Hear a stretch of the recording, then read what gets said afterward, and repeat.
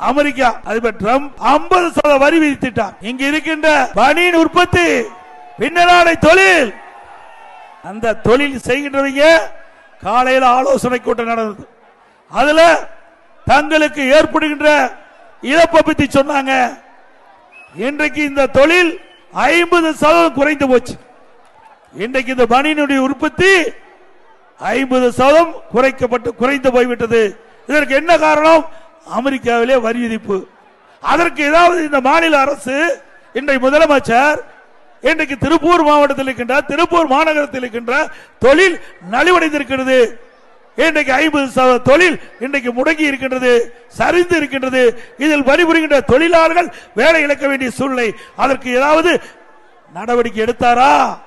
இல்ல. வெளிநாடு போய் தொழில் முதலீட்டு இருப்பதாக ஒரு செய்தியை சொல்லி அங்க உல்லாசமா இருந்ததுதான் இன்றைக்கு நிலைமை.